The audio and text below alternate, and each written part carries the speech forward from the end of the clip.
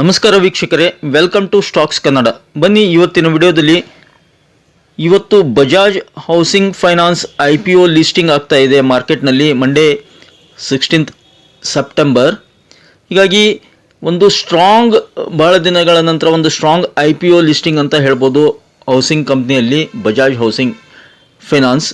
ಅದನ್ನು ನಾವು ಹೋಲ್ಡ್ ಮಾಡ್ಬೋದಾ, ಸೆಲ್ ಮಾಡ್ಬೋದಾ, ಅಥವಾ ಯಾರಿಗಾದರೂ ಅದು ಲಿಸ್ಟಿಂಗ್ನಲ್ಲಿ ಸಿಕ್ಕಿದೆಯಾ, ಅದನ್ನೆಲ್ಲ ವಿಚಾರ ಮಾಡೋಣ. ಲಾಂಗ್ ಟರ್ಮ್ ಹೇಗಿದೆ, ಶಾರ್ಟ್ ಟರ್ಮ್ ಹೇಗಿದೆ ಎಲ್ಲ ನೋಡೋಣ ಬನ್ನಿ. ಬಜಾಜ್ ಹೌಸಿಂಗ್ ಫಿನಾನ್ಸ್ ಏನು IPO ಇದೆ ಇವತ್ತು ಲಿಸ್ಟ್ ಆಗ್ತಾ ಇದೆ ನೋಡಿ. ಇದಕ್ಕೆ ದಿಗ್ಗಜ ಕಂಪ್ನಿ ಅಂತ ಹೇಳ್ಬೋದು. ಏನಕ್ಕೆ ಅಂದರೆ ಇದಕ್ಕೆ ಒಂದು ಕೋ ಕಂಪ್ನಿಗಳು ಯಾವುದು ಬಜಾಜ್ ಫಿನಾನ್ಸ್ ಇದೆ, ಹಾಗೆ ಬಜಾಜ್ ಫಿನ್ಸರ್ ಕೂಡ ಇದೆ. ಅವೆರಡರದ್ದು ಸ್ಟೇಕ್ ಕೂಡ ಇದರಲ್ಲಿ ಸಾಕಷ್ಟಿದೆ. ಮತ್ತು ಯಾವುದೇ ಒಂದು ಕಂಪ್ನಿ ಇಂಪ್ರೂವ್ ಆಗಬೇಕಂದ್ರೆ ಪ್ರಮೋಟರ್ಸ್ ರೋಲ್ ತುಂಬ ಒಂದು ಇಂಪಾರ್ಟೆಂಟ್ ರೋಲ್ ಪ್ಲೇ ಮಾಡುತ್ತೆ. ಪ್ರಮೋಟರ್ಸ್ ಹೇಗಿದ್ದಾರೆ, ಅವ್ರದ್ದು ಎಷ್ಟರ ಮಟ್ಟಿಗೆ ಸ್ಟೇಕ್ ಇದೆ, ಏನು ಪ್ಲ್ಯಾನ್ಸ್ ಇವೆ ಅವೆಲ್ಲ ಅಂತೇಳಿ ಅದ್ರ ಬಗ್ಗೆ ಹೇಳೋ ಅವಶ್ಯಕತೆ ಇಲ್ಲ ಅನ್ಕೊತೀನಿ. ಯಾಕಂದರೆ ಬಜಾಜ್ ಫಿನಾನ್ಸ್ ಬಗ್ಗೆ ತಮ್ಮೆಲ್ಲರಿಗೂ ಗೊತ್ತೇ ಇದೆ. ಹೀಗಾಗಿ ಈ ಹೌಸಿಂಗ್ ಒಂದು IPO ಬರ್ತಾ ಇದೆ, ಲಿಸ್ಟಿಂಗ್ ಆಗ್ತಾ ಇರೋದ್ರಿಂದ ಇವತ್ತು ಅದ್ರ ಬಗ್ಗೆ ಪ್ರಮೋಟರ್ಸು ಸ್ಟೇಕು ಆಲ್ಮೋಸ್ಟ್ ಆಲ್ 80% ಇದೆ. ಹೀಗಾಗಿ ಅದ್ರ ಬಗ್ಗೆ ವರಿ ಮಾಡೋ ಅವಶ್ಯಕತೆ ಇಲ್ಲ ಅನ್ಕೋತೀನಿ. ನೋಡಿ, ಇದೊಂದು ಬ್ಲಾಕ್ ಬಸ್ಟರ್ ಒಂದು IPO ಲಿಸ್ಟಿಂಗ್ ಅಂತ ಹೇಳ್ಬೋದು. ಇದ್ರದ್ದು ವ್ಯಾಲ್ಯೂ ಕೂಡ ನೋಡಿ, ವ್ಯಾಲ್ಯೂ ಅನ್ಲಾಕಿಂಗ್ ಇವೆಂಟ್ ನೋಡೋದಾದ್ರೆ ವಿಲ್ ಓನ್ ನಾ ಹೇಳಿದೆ. ಒಂದು ಸ್ಟೇಕ್ ಎಷ್ಟಿದೆ, 88.7% ಸ್ಟೇಕನ್ನು ಪೋಸ್ಟ್ ಲಿಸ್ಟಿಂಗನ್ನು ಇಟ್ಕೊಳ್ಳಿಕ್ಕೆ ಇವರು ಪ್ರಯತ್ನ ಮಾಡ್ತಿದ್ದಾರೆ. ಯಾರು? ಬಜಾಜ್ ಹೌಸಿಂಗ್ ಫೈನಾನ್ಸ್ನವರು. ಆಸ್ ವೆಲ್ ಆಸ್ ಬಜಾಜ್ ಫೈನಾನ್ಸ್ದು ತುಂಬ ಇಂಪಾರ್ಟೆಂಟ್ ರೋಲ್ ಪ್ಲೇ ಮಾಡುತ್ತೆ. ಹಾಗೆ ಹೌಸಿಂಗ್ ಫೈನಾನ್ಸ್ ಸೆಕ್ಟರು ಕಂಪ್ನೀಸ್ ಏನಿವೆ ಅವು ಕೂಡ ಇವತ್ತು ಒಂದು ಲೈಮ್ ಲೈಟಲ್ಲಿ ಇರ್ತವೆ. ಅವು ಕೂಡ ಒಂದು ಅಪ್ಪರ್ ಮೂವ್ ಆಗೋ ಎಲ್ಲ ಸಾಧ್ಯತೆ ಇದೆ. ಅಪ್ಪರ್ ಎಂಡ್ ಇದು market capital seen at 58,297 crore ಇದೆ ನೋಡಿ. Grey market price indicates listing at 90%. ಅಂದರೆ ಎಷ್ಟು 90% ಇದೆ, ಮ್ಯಾಕ್ಸಿಮಮ್ 90% ಲಿಸ್ಟಿಂಗ್ ಆಗುತ್ತೆ. ಆಲ್ಮೋಸ್ಟ್ ಆಲ್ ದುಡ್ಡು ಡಬಲ್ ಆಗುತ್ತೆ ಇವತ್ತು. ಯಾರ್ಯಾರಿಗೆ ಸಿಕ್ಕಿದೆ ಅವ್ರಿಗೆಲ್ಲ ದುಡ್ಡು ಡಬಲ್ ಆಗುತ್ತೆ ಇವತ್ತಿನ ಒಂದು. ಈಗ ನಂತರ ನಾವು ಇನ್ವೆಸ್ಟ್ಮೆಂಟ್ ಮಾಡಬೇಕಾ ಬೇಡ? ಸಪೋಸ್ ಯಾರ್ಯಾರಿಗಿದ್ದು ಇದು ಒಂದು IPO ಸಿಕ್ಕಿಲ್ಲ ಅವ್ರಿಗೂ ಏನು ಮಾಡಬೇಕು? ಬಾಯ್ ಮಾಡಬೇಕಾ ಅಥವಾ ಬೇಡ ಸ್ವಲ್ಪ ದಿನ ವಾಚ್ ಮಾಡಬೇಕಾ ಅನ್ನೋದಾದರೆ ನಂಗೆ ತಿಳಿದ ಮಟ್ಟಿಗೆ ಎಸ್, ಬಾಯ್ ಮಾಡೋದು ಉತ್ತಮ. ಇವತ್ತೇ ಬಾಯ್ ಮಾಡಬಹುದು.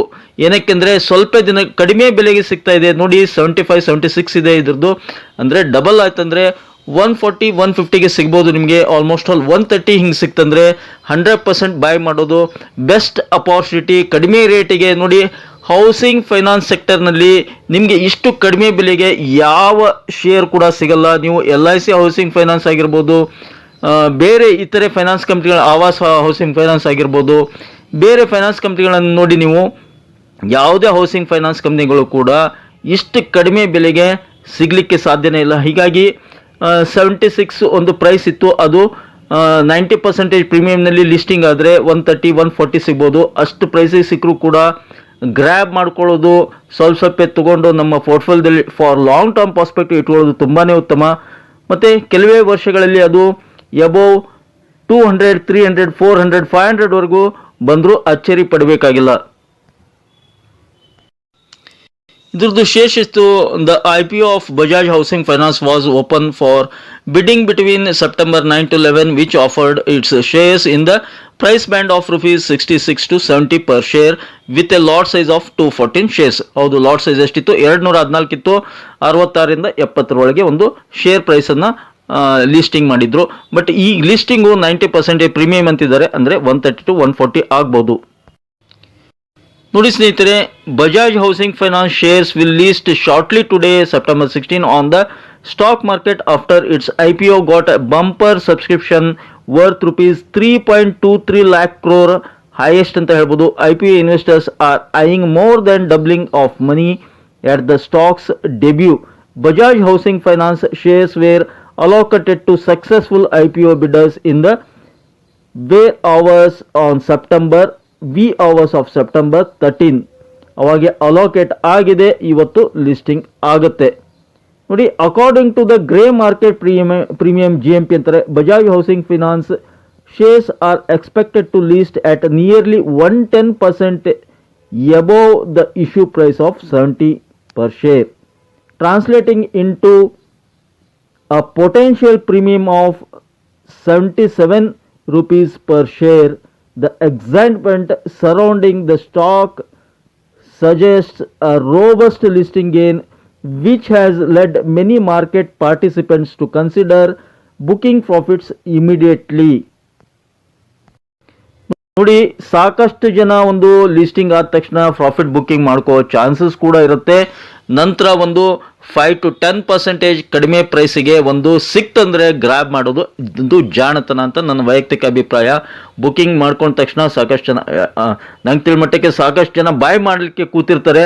ಆದರೂ ಕೂಡ ಏನಾದರೂ ಲಿಸ್ಟಿಂಗ್ ನಂತರ ಸ್ವಲ್ಪ ಕೆಳಗಡೆ ಬಂದರೆ, ರೀಸನೇಬಲ್ ಪ್ರೈಸಿಗೆ ಬಂದರೆ ಡೆಫಿನೆಟ್ಲಿ ಬೈ ಮಾಡ್ಬೋದು. However market analysts recommend a long term view on Bajaj housing finance, a non-deposit taking housing finance company.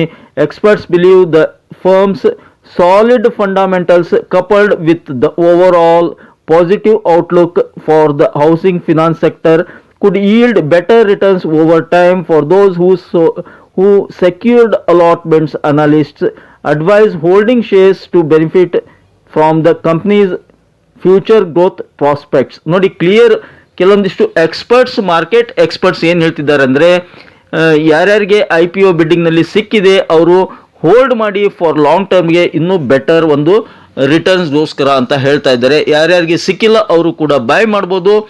ಯಾವ ಪ್ರೈಸಿಗೆ ಸಿಗುತ್ತೆ ಆ ಒಂದು ರೀಸನೇಬಲ್ ಪ್ರೈಸ್ಗೆ ಸಿಕ್ಕರೆ ಬೈ ಮಾಡ್ಬೋದು. ಫಾರ್ ಲಾಂಗ್ ಟರ್ಮ್ ಪರ್ಸ್ಪೆಕ್ಟಿವ್ ಚೆನ್ನಾಗಿ ಗ್ರೋತ್ ಇದೆ. ಏನಕ್ಕೆ ಅಂದರೆ, ನನ್ನ ಕಡೆಯಿಂದ ಒಂದು ರೀಸನ್ ಏನಪ್ಪ ಅಂದರೆ, one of the best company Bajaj ಒಂದು ಹೆಸರು ಹೇಳಿದರೆ ಸಾಕು. ಇದರದ್ದು ಒಂದು ಬಜಾಜ್ ಫೈನಾನ್ಸ್ ಇರ್ಬೋದು, ಬಜಾಜ್ ಫಿನ್ಸರ್ವ್ ಆಗಿರ್ಬೋದು, ಎರಡು ಸಕ್ಸಸ್ಫುಲ್ ಒಂದು ಮಾರ್ಕೆಟ್ನಲ್ಲಿ ರನ್ ಆಗ್ತಾ ಇವೆ. ಅದ್ರ ಜೊತೆಗೆ ಇದು ಕಡಿಮೆ ಬೆಲೆಗೆ ಸಿಗ್ತಾ ಇದೆ ಸ್ನೇಹಿತರೆ. ನೋಡಿ, ಫಂಡಮೆಂಟಲಿ ಸ್ಟ್ರಾಂಗ್ ಇರ್ತಕ್ಕಂಥ ಕಂಪ್ನಿ, ಆಲ್ರೆಡಿ ಎಸ್ಟಾಬ್ಲಿಷ್ ಆಗಿರ್ತಕ್ಕಂಥ ಕಂಪ್ನಿ. ಮತ್ತು ಈ ಕಂಪ್ನಿಗೆ ನಾವು ಬೇರೆ ಒಂದು ಹೌಸಿಂಗ್ ಫೈನಾನ್ಸ್ ಕಂಪ್ನಿಗಳಿಗೆ ಹೋಲಿಕೆ ಮಾಡಿದರೆ, ಸಪೋಸ್ LIC ಹೌಸಿಂಗ್ ಫೈನಾನ್ಸ್ ಇರ್ಬೋದು, ಹೋಮ್ ಫಸ್ಟ್ ಹೌಸಿಂಗ್ ಫೈನಾನ್ಸ್ ಇರ್ಬೋದು, ಆವಾಸ್ ಹೌಸಿಂಗ್ ಫೈನಾನ್ಸ್ ಇರ್ಬೋದು, ಸಾಕಷ್ಟಿವೆ. ಅವುಗಳನ್ನು ನೀವು ಕಂಪ್ಯಾರಿಸನ್ ಮಾಡ್ಕೊಂಡು ನೋಡಿ, ಅವುಗಳ ಇವತ್ತಿನ ಶೇರ್ ಬೆಲೆ ಎಷ್ಟಿದೆ, ಇದರ ಶೇರ್ ಬೆಲೆ ಎಷ್ಟಿದೆ ನೋಡಿ. ಒಂದು ವೆರಿ ರೀಸನಬಲ್ ಪ್ರೈಸ್, ಇಷ್ಟು ಕಡಿಮೆ ಪ್ರೈಸಿಗೆ ಸಿಗಲಿಕ್ಕೆ ಸಾಧ್ಯನೇ ಇಲ್ಲ. ಹೀಗಾಗಿ ಕಡಿಮೆ ಬೆಲೆಗೆ ಸಿಗ್ತಾ ಇದೆ. ಅದು that is the one of the best reason ಅಂತ ಹೇಳ್ತೀನಿ. ಇಷ್ಟು ದೈತ್ಯ ಕಂಪ್ನಿ ಕಡಿಮೆ ಬೆಲೆಗೆ ಶೇರನ್ನು ಕೊಡ್ತಾ ಇದೆ ಒಂದು ಅಂತಂದರೆ ನಾವು ಪ್ಲ್ಯಾನ್ ಮಾಡಬಹುದು ಅಂತ ನನ್ನ ಒಂದು ಪರ್ಸ್ನಲ್ ಒಪಿನಿಯನ್. ಸೊ ಒಂದು ಲಿಸ್ಟಿಂಗ್ ಆದ ನಂತರ ಏನಾದರೂ 5-10% ಒಂದು ಕರೆಕ್ಷನ್ ಆದರೆ ಡೆಫಿನೆಟ್ಲಿ ಬೈ ಮಾಡಲಿಕ್ಕೆ ವಿಚಾರ ಮಾಡ್ಬೋದು ಫಾರ್ ಲಾಂಗ್ ಟರ್ಮ್ ಪರ್ಸ್ಪೆಕ್ಟಿವ್. ನಾನು ಕ್ಲಿಯರ್ ಹೇಳ್ತಾ ಇರೋದಂದರೆ, ಯಾರ್ದು ವ್ಯೂ ಒಂದು 3 ವರ್ಷ 5 ವರ್ಷ ಜಾಸ್ತಿ ಒಂದು 8 ವರ್ಷ 10 ವರ್ಷ ಈ ಥರ ವ್ಯೂ ಇದೆ, ಡೆಫಿನೆಟ್ಲಿ ಒಂದು ಹ್ಯೂಜ್ ಮಲ್ಟಿ ಬ್ಯಾಗರ್ ಆಗೋ ಎಲ್ಲ ಚಾನ್ಸಸ್ ಇದೆ. ಮುಂದಿನ 5 ವರ್ಷದಲ್ಲಿ 500-1000ವರೆಗೂ ರೀಚ್ ಆದರೂ ಆಗ್ಬೋದು Bajaj housing finance. I hope ಈ ಒಂದು ಮಾಹಿತಿ ನಿಮ್ಗೆ ಇಷ್ಟ ಆಗಿದೆ ಅಂದ್ಕೊಂಡಿದ್ದೀನಿ. ಇಷ್ಟ ಆಗಿದ್ರೆ ಮತ್ತೇನೇ ತಡ ಬೇಗ ಚಾನಲ್ಗೆ ಸಬ್ಸ್ಕ್ರೈಬ್ ಮಾಡಿ, ಹಾಗೆ ಕಮೆಂಟ್ ಬಾಕ್ಸ್ನಲ್ಲಿ ಕಮೆಂಟನ್ನು ಡ್ರಾಪ್ ಮಾಡ್ತಾ don't forget to hit the like button. Thank you friends, thank you all.